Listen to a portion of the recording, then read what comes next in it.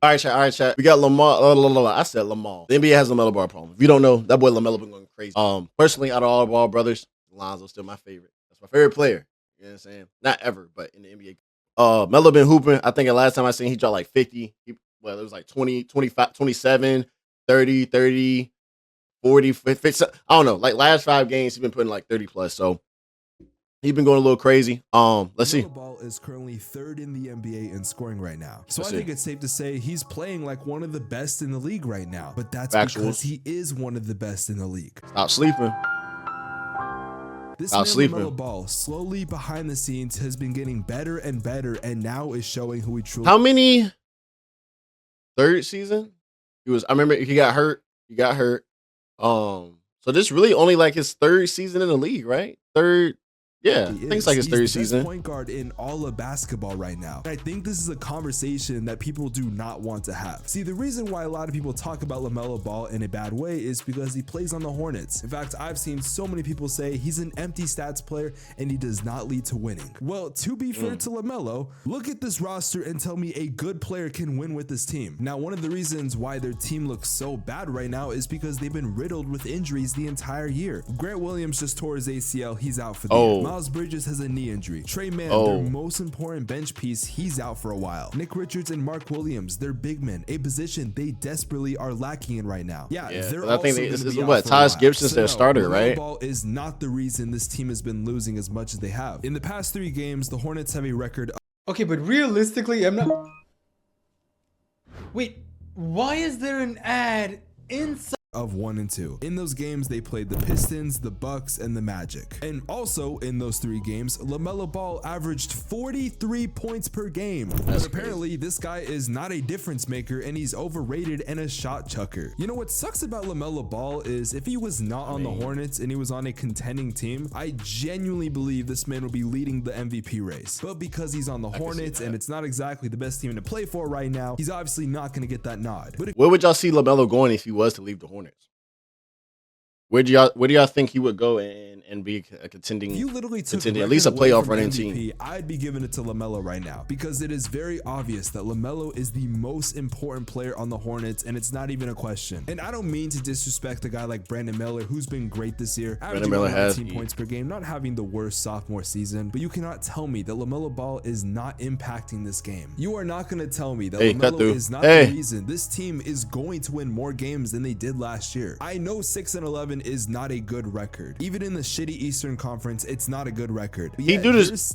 I can see why they say he be throwing, but he be hitting them. Can't get mad if he throwing no shots and hitting them though. Why did the Hornets only win 21 games last year? Sure, this team is bad, but I don't think their 21 wins bad. Well, last year LaMelo was having a great season, and then he kept dealing with an ankle injury that caused him to miss over 60 games. But even then, what he's doing this year is a whole lot better than what he did last year. Like I mentioned earlier, he's averaging right now 31 points per game. Yes, the points per game did change while recording this video, but he's also top 15 in assists, and he's getting about 5 rebounds on top of that. Not to mention his defense has actually gotten better. He's being a lot more aggressive, which the downside of that is he's picking up a lot of fouls. And when you look at this team, if Brandon Miller and LaMelo Ball are not on the court, then the other team is destined to go on a run. According to Hornets Hoops on Twitter, over the last 3 games, LaMelo and Brandon Miller combined for 219 points out of the total 326 scored by the Hornets. That is 2/3 That's a book of bag. all of the Hornets points. Oh my gosh. 2 guys alone. Come here. This is not going to lead to winning basketball. This snatch but getting you crazy guys too. already know that. You know he You're got not division. surprised by that. And it is all these things I'm telling you in this video. You might think that my opinion is to trade LaMelo. See, a lot of these YouTubers are going to tell you the exact same thing. Oh, let's trade LaMelo to a contender. He's going to start winning just like that, and he's going to play valuable minutes. And yes, I do agree that if he went to a contender, he would instantly have an impact. But the thing is, I'm not giving up on him in Charlotte.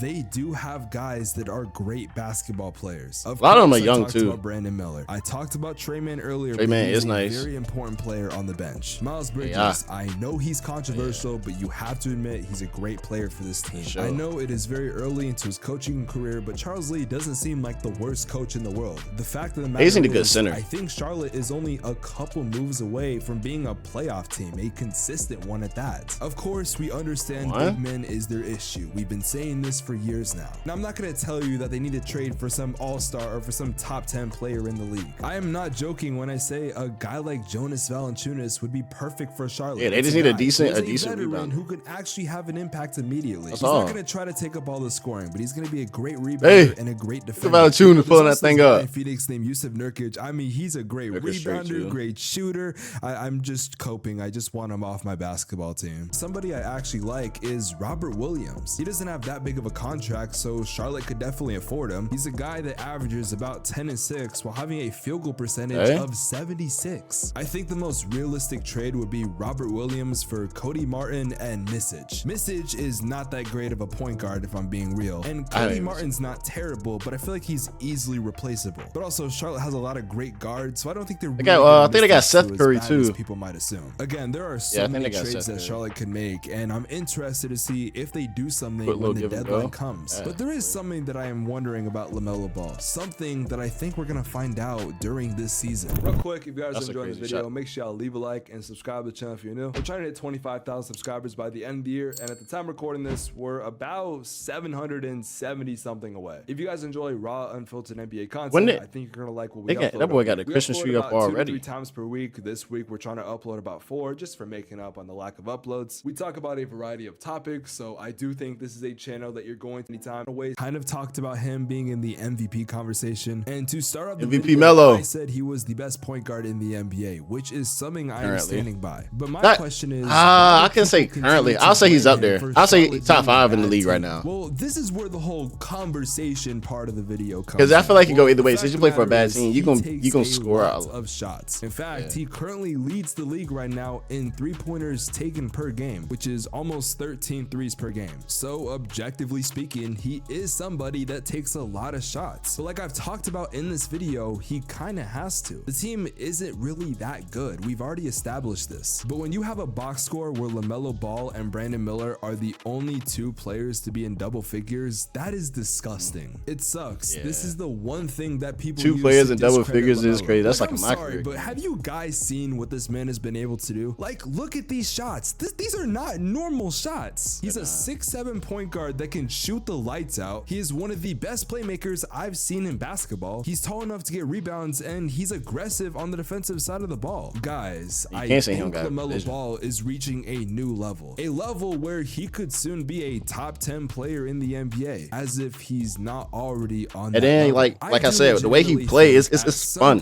Like, he just plays around. You can tell he's genuinely having fun. MVP candidate. I think he'll be on the ladder. I think the analysts will talk about him. And then, like, he can only get better. He's not going to, like, you know, do like what Lonzo did, change his form up a little bit. When you finally become an MVP candidate and a serious contender for it, usually as a player, you tend to level up, and the people start to realize you're a lot better than you were before. As if it's already not his best year, I think this is easily going to go down as LaMelo's best year so far. Not only statistically, but there's a possibility that Charlotte could make a small playoff push down the line. Let's not forget, they're only half a game away from the play-in spot, and they're only about a game away from being the 8 seed. I know it's a stretch, but if Charlotte can get hot, they can get like make some little trades, 2, 3 wins. There's a possibility they make the playoffs. And if LaMelo is able to lead this team to the playoffs, you cannot tell me that LaMelo will not be up for MVP. You cannot tell me that this flashy scorer, this person who can make flashy passes, someone that everyone has to love, you cannot tell me that he is not going to be up for MVP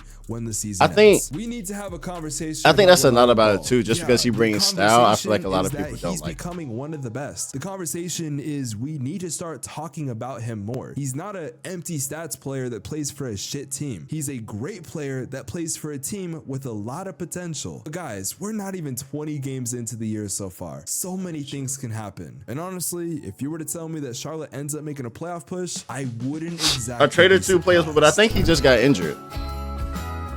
Let me see. I think he did just get injured. Hold on. Oh yeah, left calf spring. So